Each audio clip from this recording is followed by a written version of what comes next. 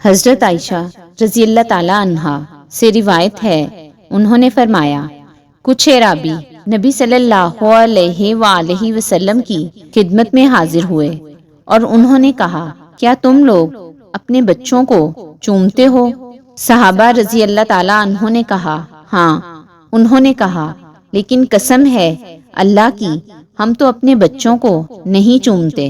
نبی صلی اللہ علیہ وآلہ وسلم نے فرمایا، یہ میرے اختیار کی بات تو نہیں، جب اللہ نے تمہارے اندر سے رحم کا جذبہ سلب کر لیا ہے۔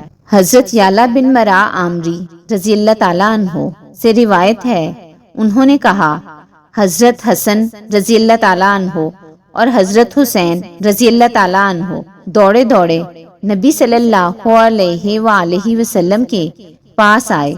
آپ نے انہیں سینے سے لگا لیا اور فرمایا، اولاد بخل اور بزدلی کا باعث ہے۔ حضرت احنف بن قیس بن معاویہ رحمت اللہ علیہ کے چچا حضرت ساسا بن معاویہ تیمی رضی اللہ تعالیٰ عنہ سے روایت ہے، انہوں نے فرمایا، حضرت عائشہ رضی اللہ تعالیٰ عنہا کے پاس ایک عورت آئی، اس کے ساتھ اس کی 2 بیٹیاں تھیں۔ ام المومنین رضی اللہ تعالیٰ عنہ نے اسے 3 کھجوریں دیں، اس وقت وہی میسر تھیں۔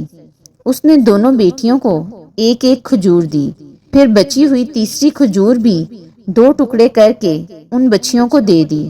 بعد میں نبی صلی اللہ علیہ وآلہ وسلم تشریف لائے تو ام المومنین رضی اللہ تعالیٰ عنہا نے یہ واقعہ عرض کیا۔ رسول اللہ صلی اللہ علیہ وآلہ وسلم نے فرمایا، تعجب کیوں کرتی ہو؟ وہ عورت اس عمل کی وجہ سے جنت میں داخل ہو گئی ہے۔ حضرت عقبہ بن عامر رضی اللہ تعالیٰ عنہ سے روایت ہے، رسول اللہ صلی اللہ علیہ وآلہ وسلم نے فرمایا، جس کی 3 بیٹیاں ہوں وہ ان پر صبر کرے، جو کچھ میسر ہو اس میں سے انہیں کھلائے، پلائے اور پہنائے۔